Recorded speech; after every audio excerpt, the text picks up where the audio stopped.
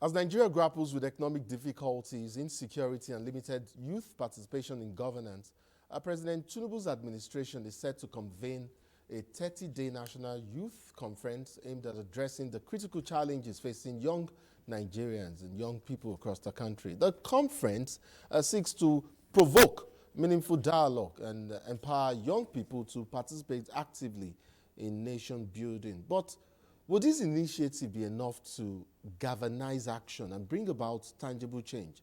Ahmed Tijani, Ibn Mustafa, strategic communications expert, joins me now to examine the imperatives for a national youth confab at such a time. Ahmed, good to have you here on Insight. Absolute pleasure to be here, Namdi, as always. Great. Thank you for having me. Great, Ahmed. You realize how politically conscious the average Nigerian youth has become over time. I mean, between the last election, 2023, and now, we've seen how tense the atmosphere and polity has become. You know, based off of that and the many manifestations that we see across the country, how critical is it that this planned CONFAB, this conference, which, by the way, could happen as early as February next year, how critical is it to ensure inclusivity and, you know, also capture diverse representation of youth voices, including perhaps including invitations to those that consider themselves as marginalized groups or opponents of this administration and critics. Wouldn't that be something really? Well, Namdi, very brilliant opening. I like the fact that you said, how will this conference galvanize and, you know, provoke action, yes. actions.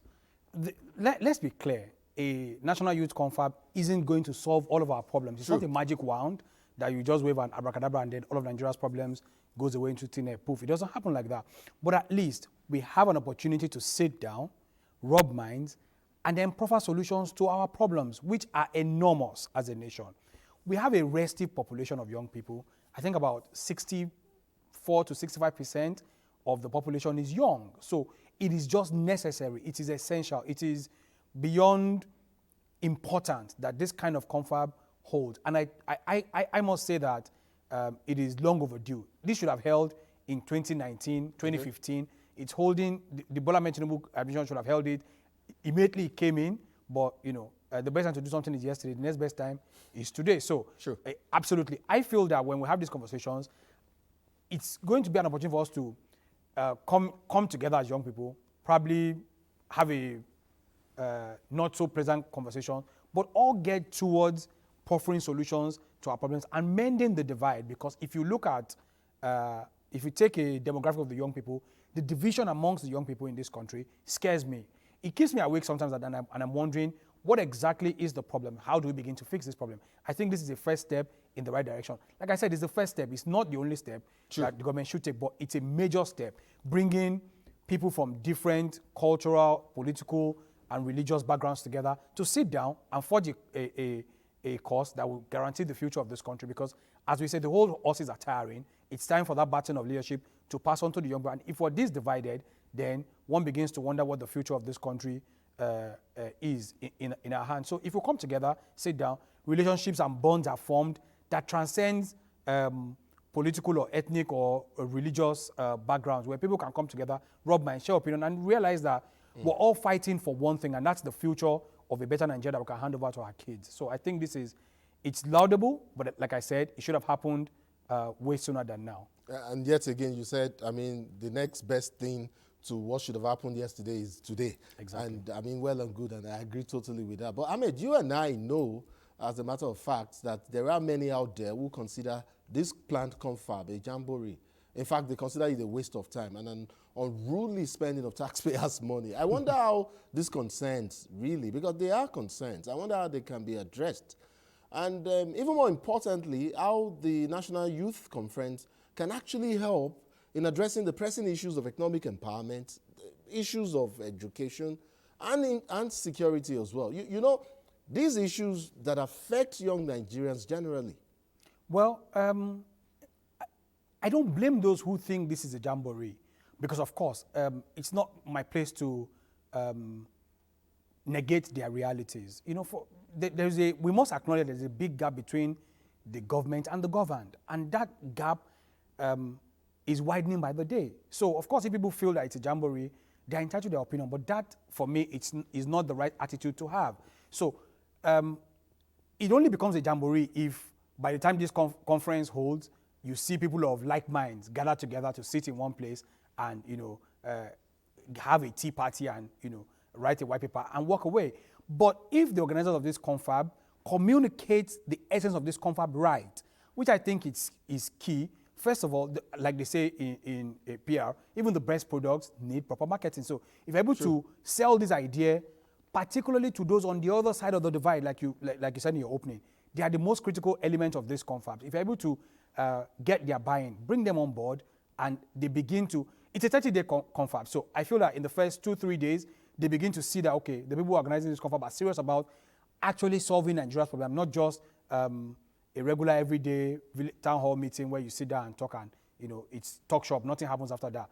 If they see that conversations that are being had at that which tickles their fancy and sparks their interest. Of course, mindsets can be very, very easily changed. I don't think the Nigerian youth are cast in their ways. I think we are people who are open to new ideas and, willing to embrace new ideologies, so long as those ideologies are presented in the right and proper way. So I'm not afraid that a lot of people will misconstrue the essence of this confab, but I think that if the organizers of this confab communicate the essence of the confab effectively and effectually, and then don't just end at communication, but put actionable plans in place to ensure that they bring everybody, and I mean right about everybody who has a genuine concern, one or two, to the table. And like they say in football, they usually say that the drawing board, let's go back to the drawing board. So this is Nigerian youth going back to the drawing board. And there are a lot of issues that we need to resolve as young. Like you said, unemployment is a problem for the Nigerian youth. Police brutality is there. There are several other issues that bedevil the Nigerian youth. And we are the ones who know these issues. Some of these concerns were expressed during the NSAS campaign, and some of these issues expressed or concerns expressed still subsist according to a good number of youths. I mean, of course, you've referenced unemployment among the youth. Of course, there's also the issue of education. We've seen ASU and what plays out, and we've seen the level of investment at various levels of education in Nigeria. These are some of the issues, of course, that we also expect will be put on the table there for talks. I mean, how expansively do you think this conference should look at some of these issues, biting issues, issues that have lingered for decades, underlining structural issues, issues that impact the lives of young Nigerians, as not just as future leaders, but as today's leaders as well? How expansive do you think the discourse should be at such a confab? I think the conversation should be as deepened as possible, should be absolutely intellectually based. And I think that it's an opportunity for young Nigerians to engage with the ruling class and tell them that we have a lot to offer. The idea that those who currently rule this country have all the solutions, I think is wrong. So I see people, I engage young people a lot as an advocate for young people. I have a lot of discourse with young people, and the amount of brilliant ideas that I hear from the mouth of young people, I'm like, if we could only get this person into office or put this person in a position where they can practicalize these ideas, then the future of this country will be brighter than what we've ever imagined. So I think that these conversations, and I don't want young Nigerians to shy away from what the problems are. The problems are there. We all know what the problems are. This confab is not an opportunity for us to talk about the problems, because that's what I see young Nigerians do most of the time. We come and discuss what these problems are, and we're going around that mountain again and again and again. I think this confab creates a unique opportunity for us to talk about the solutions. We all know what the problems are. Like you said, there's unemployment, there's insecurity, there's police brutality, there's all of that. We've tried the way of the protest in 2020. It achieved the very little that it could achieve. This is an opportunity for us to try a different strategy at solving the same problem. So I feel like it's a multifaceted approach to solving problems. So if we've tried one way and it has worked and yielded some sort of result, we should try this other way. Put the problems on the table. We all know what the problems are, and then begin to dissect them and, bring out solutions that can move things forward as quickly as possible. Like I said, we have a very pensive youth population, and that population is, we either utilize it or it becomes our undoing. So, when you talked about outcomes earlier, I get that, yes, some of these outcomes will begin with ideas that are put on the table there, and then, we'll move from there. But, let me take a step back and look at the flip side, in terms of outcome now, and those who are opposed to the conference on the premise of lack of implementation. Because, and again, these are concerns that we really need to talk about, because I think at this point in time, we need to begin to look at the importance and imperatives of moving beyond mere rhetorics this time by ensuring that many, if not all, of the outcomes and resolutions reached at this national CONFAB or conference are integrated into broader national development strategies. Shouldn't that be a major consideration, or should I say determinant to measure success somewhat? Does it matter that we are talking about ideas at this point, but are we sure that whether it's a charter, whether it's a policy document, or whatever eventually emerges, at the end of such a CONFAB, can be implemented by the current administration, or if not, maybe the next? Ideas are good, but isn't implementation better? Let's be fair. It has to be implemented by this administration. If this CONFAB holds in February, this administration has another, arguably around 2.5 years before the expiration of the. So there's enough time. There's more than enough time to implement these changes. But Ahmed, we've seen what played out. Let's not go specifically to some CONFAB or conference that have held here. We've seen how policies or documents that emerged from such CONFAB are kept let me not say in abeyance, but they are suspended. The implementation of resolutions are suspended for 7, 10, 12, 14 years. And now we see implementation of some recommendations made in some CONFAB that took place well over 7, 8, 10 years ago. And that's what people, opponents or critics of this CONFAB are also highlighting. I understand that, but I think for the first time, I'm not exactly sure, we have a youth as Minister of Youth. Yes. For the first time. So that, for me, is a step in the right direction that begins to make me look as if, okay, finally, we are serious about what we want to do for the young people. So we have somebody who is a constituent of this demographic that we call the youth, heading that Ministry of Youth, and they're the ones championing this National Youth CONFAB. So we're at a point where one of ours is at the helms of affairs.